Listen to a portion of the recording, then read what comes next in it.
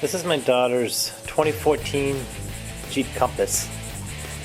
And we're on a road trip last week, and we heard a scraping noise when we're driving slow.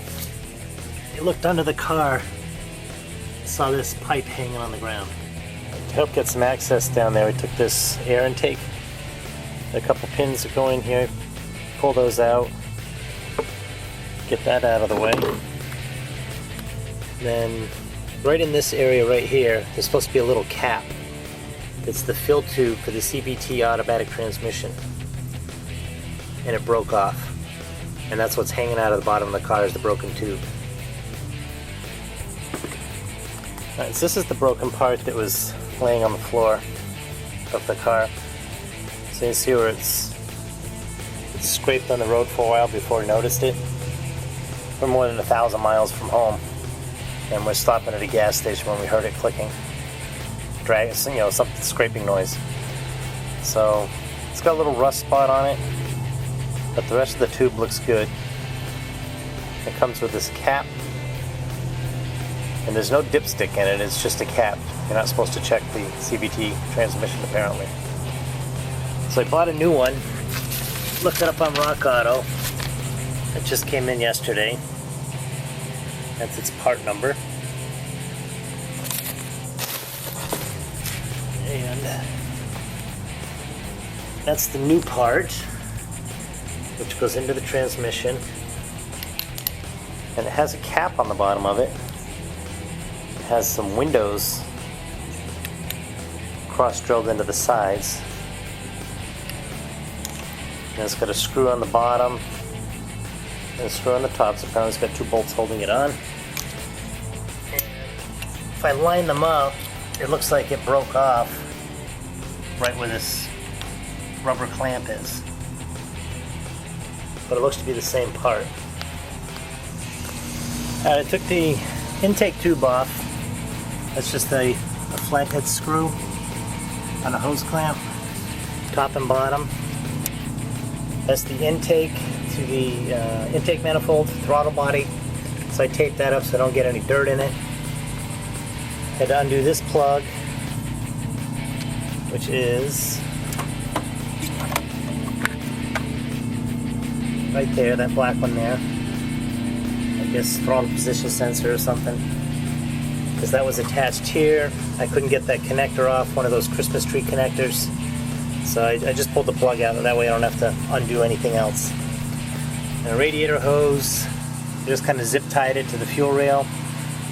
So that way I have some room to work here.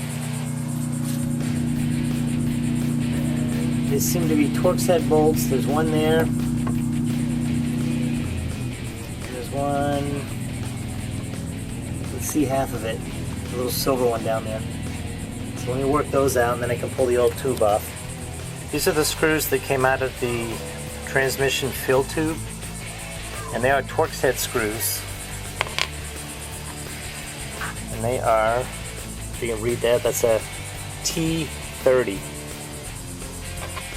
Don't use the Allen head on them because they don't fit very well. So I'm going to do this one-handed here.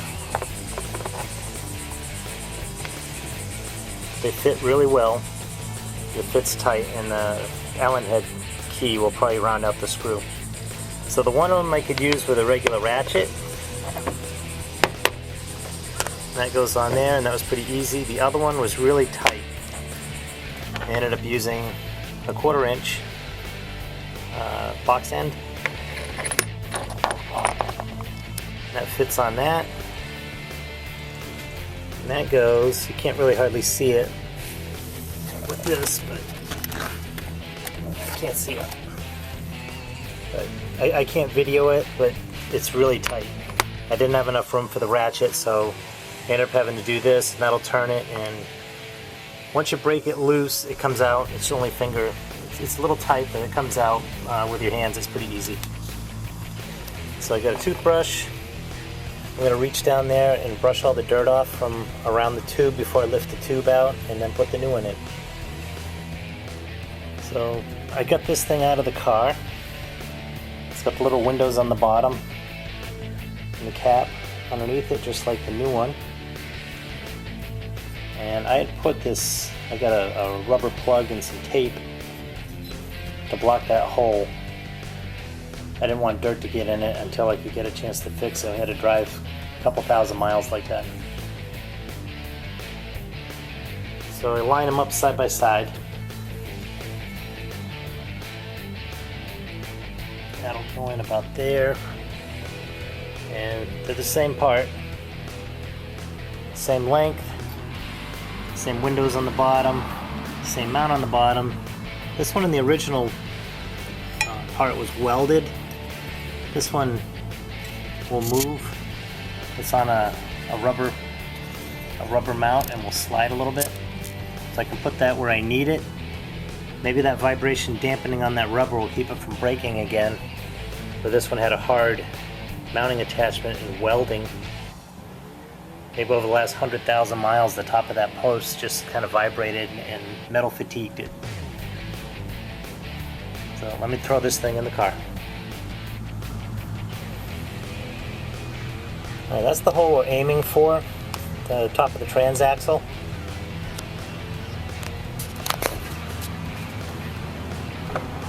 So get the tube. We're going about that way.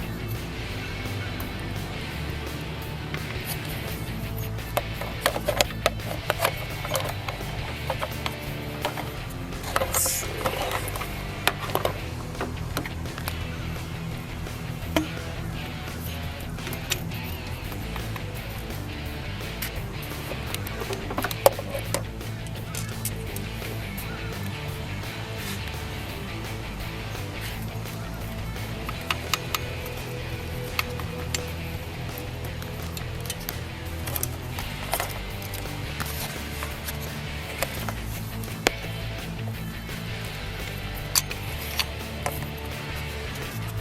Oh, there it goes. It dropped right in.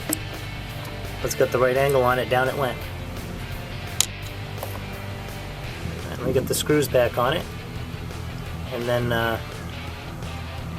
we'll come on back once I get those in. Alright, got the intake hose back in. Got the radiator hose resecured and undid that bolt there to give me some access. Hose clamps on, and I took off 2 wire plugs. This is the original cap off the original broken piece. It's a cap, there is no dipstick tube. So that just goes down here. Kind of twist locks in, and that's all you get. But it's back to normal. Put my intake thing back on it. That's how the car always used to look. I'm sure it'll look like that for another 100,000 miles.